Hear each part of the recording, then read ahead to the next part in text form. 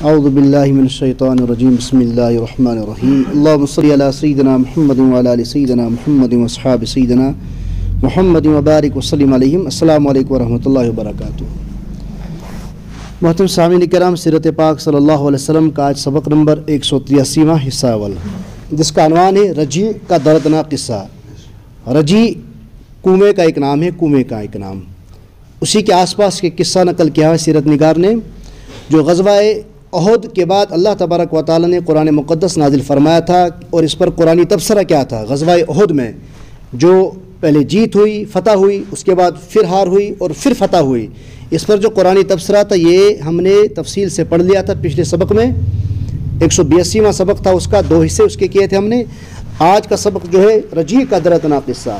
غزوہ احد میں مکہ کے قریش اپنا مقصد حاصل نہ کر سکے، جو بدر کا انتقام لینے کی وہ کوشش کر رہے تھے، جو آگ ان کے دلوں میں جل رہی تھی کہ احد میں ہم سب مسلمانوں کو ختم کر دیں گے، ماں نعوذ باللہ جناب رسول اللہ صلی اللہ علیہ وسلم کے سمیت، لیکن وہ کر نہ سکے، حاصل کرنے میں ناکام ہو گئے تھے، کیونکہ 70 مسلمان تو بے شک شہید ہو گئے تھے، لیکن مدینہ کی اسلامی حکومت تو پہلے سے زیادہ اور مستحکم مضبوط ہو چکی تھی، جو پہلے نہ تھی اب وہ زیادہ مضبوط ہو چکی تھی۔ تب جا کر ہی کہ زخمی حالت میں پسپا ہونے کے باوجود بھی انہوں نے، جو ہم نے حمراء الاسد کا واقعہ پڑھا تھا، ایک جگہ کا نام تھا، وہاں تک مشرکین مکہ کا پیچھا کیا غزوہ احد کے بعد بھی۔ اس لیے احد کے بعد انہوں نے گنہونے طریقوں سے مسلمانوں کو ستانا شروع کر دیا، کہ انہوں نے مشرکین مکہ نے اب یہ سازش رچنی شروع کر دی کہ اب وہ طاقتور ہو چکے ہیں، ان کی ریاست جو ہے اب مضبوط ہو چکی ہے، اب سازشوں کے ذریعے سے ہم ان کو ستائیں گے۔ رابغ اور جدہ کے درمیان عزل اور رقارہ نام کے 2 قبیلے رہتے ہیں، یہ قبیل رابغ اور جدہ کے درمیان۔ قریشیوں نے مسلمانوں کو نقصان پہنچانے کے لیے ان کے ساتھ بات چیت کرنا شروع کر دی، ان 2 قبیلوں کے ساتھ اکسانا شروع کر دیا۔ چنانچہ 4 ہجری سفر کے مہینے میں عزل اور قارہ کے کچھ لوگ رحمت عالم صلی اللہ علیہ وسلم کی خدمت میں حاضر ہو گئے۔ یہ جو 2 قبیلے تھے جن کو مشرکین مکہ نے اکسایا تھا، اب یہ آپ صلی اللہ علیہ وسلم کے پاس آ گئے اور عرض کرنے لگے کہ آپ کی تعلیمات اور آپ کے اسلام کو دیکھ کر ہمارے دل بہت متاثر ہو چکے ہیں، کیونکہ انہوں کو سمجھایا تھا مشرکین مکہ نے کہ تم کس طریقے سے انہیں سازش کے ذریعے اپنے پاس بلا کے لاؤ۔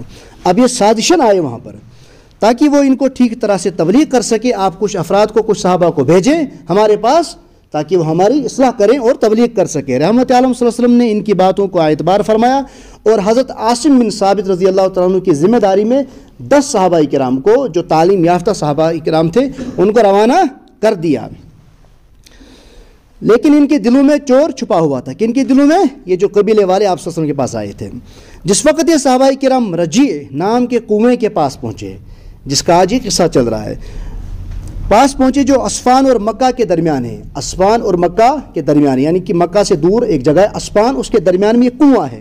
جب یہ پہنچے تو ان کافروں نے غداری کرنا شروع کر دیا۔ بنو لحان قبیلے کے لوگ ساتھ لے کر، وہیں قریب میں قبیلہ تھا، اس کو ساتھ لے کر انہوں نے ان پر اب حملہ کر دیا۔ کن پر؟ جو 10 صحابہ کرام ان کی تعلیم و تربیت کے لیے رحمت اللہ صلی اللہ علیہ وسلم بھیجے ہوئے تھے۔ حضرت عاصم بن ثابت رضی اللہ تعالیٰ عنہ اپنے ساتھیوں کو لے کر پہاڑی پر چڑھ گئے۔ جب انہوں نے بھانپ لیا ابھی حملہ آور ہو چکے ہیں تو یہ بھاگ گئے اور ایک پہاڑی کی چوٹی پر چڑھ گئے۔ دشمنوں نے 200 تیر انداز لے کر ان کو گھیرے میں لے لیا، تیر انداز لے لیے دشمنوں نے 200 افراد، اور گھیرے میں لینے کے بعد اور قسم کھا کر کہنے لگے آپ نیچے آ جائیں، آپ کو ہم قتل نہیں کریں گے، آپ کے ساتھ اچھا برتاؤ ہم کریں گے۔ یہ کون بول رہے ہیں؟ مشرکین مکہ، یہ جو قبیلے کے افراد آئے تھے مشرکین مکہ کے کہنے پر۔ حضرت عاصم رضی اللہ تعالیٰ نے فرمایا میں کسی کافر کے عہد و معاہدہ کا اعتبار نہیں کر سکتا۔ آخر دونوں جماعتوں میں جنگ چھڑ گئی۔ جنگ چھڑنے کے بعد جس میں 7 صحابہ کرام شہید ہو گئے، کیونکہ اوپر چوٹی پر تھے، ان کے پاس بھی اسلحہ تھا لیکن اتنی مقدار میں نہیں تھا کہ 200 کا مقابلہ کر سکیں۔ آخرکار 7 صحابہ کرام ان میں سے شہید ہو گئے، جن میں حضرت عاصم بھی تھے، اور جو ذمہ دار تھے وہ بھی ان میں ہی شہید ہو گئے۔ انہوں نے شہادت کے وقت 2 دعائیں کی، دعا فرمائیمو شہادت وقت، ایک اے خدا تو اپنی حبیب صلی اللہ علیہ وسلم کو میری شہادت کی خبر پہنچا دے۔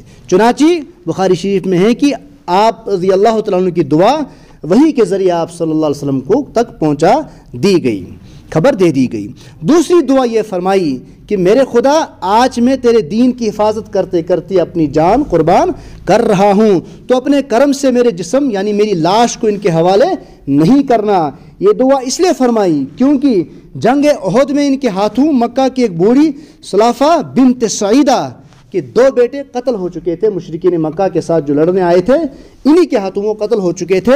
تو اس نے اعلان کیا تھا اس بڑھیا نے کہ جو حضرت عاصم رضی اللہ تعالیٰ عنہ کو قتل کرے اور قتل کرنے کے بعد اس کا سر لائے گا، میں اس کو 100 اونٹ دوں گی، یعنی کہ 100 اونٹ دینے کا اعلان کیا تھا۔ اور اس کے بعد کہا تھا کہ میں اس کی کھوپڑی میں شراب پی کر اپنا دل ٹھنڈا کر دوں گی۔ امی موجب کیا کریم یہ دعا کہ میں وہی لاش گسنی منائے تھے کہیں۔ بہرحال شہادت کے بعد مکہ کے مشرک ان کا سر لینے آ گئے۔ اب جب انہیں خبر ملی کہ وہ حضرت عاصم شہید ہو چکے ہیں، مشرکین مکہ آ گئے ان کا سر اتارنے کے لیے، لیکن جو ہی اللہ تعالیٰ نے بھیڑوں کا ایک بڑا غول، بڑا جتھا ان کی لاش کے ارد گرد گھمانا شروع کروا دیا۔ جو ہی لاش کی چاروں طرف اس طرح بٹھا دیا کہ کافروں کے ان کے قریب بھی نہ بٹک سکے۔ بھیڑ یعنی کہ اس قسم کے بھیڑ جو ہی وہ قریب جاتے تو کاٹنا ان کا بڑا سخت دردناک ہوتا ہے، تو اس کے بعد بٹک نہ سکیں۔ پھر رات اس زور سے سیلاب آیا کہ ان کی لاش گم ہی ہو گئی۔ باقی بچے 3 صحابہ کرام یعنی حضرت خبیب، حضرت زید، حضرت عبداللہ رضی اللہ تعالیٰ عنہ۔ کافروں نے ان کے ساتھ بڑے وعدے کیے کہ آپ نیچے آ جاؤ، ہم کچھ نہیں کریں گے آپ کو، لیکن وہ جیسے ہی پہاڑی سے نیچے اترے کافروں نے ان کو باندھنا اور مشقیں کسنا شروع کر دیا۔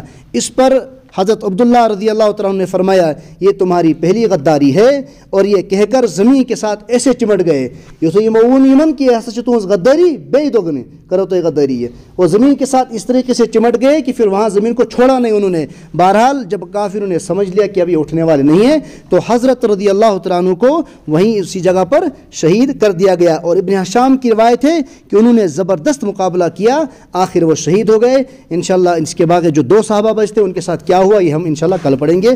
وصلی اللہ تعالیٰ علی خیر خلق محمد وعلی آلہ وصحبہ اجمعین برحمتک یا ارحم الراحمین۔